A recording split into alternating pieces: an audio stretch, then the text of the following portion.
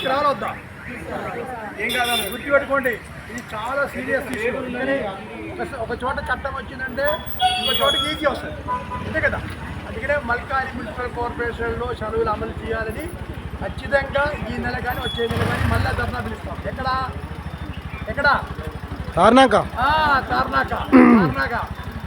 కదా మల్కారి municipal corporation, అక్కడ ధర్నా చేస్తాం. మనం ఇంతవరకు రావాలి, మళ్ళీ ఇంతమంది సరిపోదు. ఎందుకని బలం ఉంటేనే వస్తుంది, బలం ఉంటేనే. ఇది చాలా సీరియస్ ఇష్యూ. వీళ్ళందరికీ అంటే వెంటనే ఉండదు, ఈ నెల ఆఖరికి లేకపోతే వచ్చే నెల స్టార్ట్. ఈ లోపల మనం అందరికీ చెప్పాలి. జిహెచ్ఎంసీలో అన్నం వచ్చేసింది, ఆ అన్నాన్ని మనం తీసుకోవాలి. సంవత్సరానికి 15 రోజులు లీవ్లు, పండగ సెలవులు, అంటే ఆడపిల్లలు కాన్పుకి 120 రోజులు సెలవులు, అంటే జీతంతో సెలవులు. డెలివరీకి డెలివరీకి 120 రోజులు సెలవులు జీతంతో ఇస్తాం. ఇవన్నీ చట్టం వచ్చేసింది, ఆ చట్టం కోర్టు ఇచ్చేసాం. ఆయన ఇస్తే ఒకటే అన్నాడు, నాకు తెలీదు, మా పైసారిని అడుగుతాను. అది వెళ్ళాలి అవుతా, కావాలవుతా. ఒకటి కీలకం.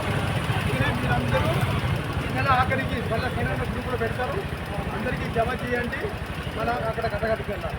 ఇంకా ఈ 10, 20, 30 కాదు, 500 మంది దగ్గర 500 మంది ఉన్నారు. 500 రెండోది కలెక్టర్ ఇక్కడ ఇచ్చాం, డబ్బులు పెట్టుకుని ఇల్లు ఇవ్వాలి. ఎంఆర్ఓకి ఇచ్చాం, ఇక్కడ ఇచ్చాం. కలెక్టర్ ఆఫీస్ కూడా ఇస్తాం, కలెక్టర్ ఆఫీస్ కూడా ఇస్తాం. అది ఎప్పుడు ఏంటి అని దాని ముహూర్తం చూసి అది కూడా చెప్తాం.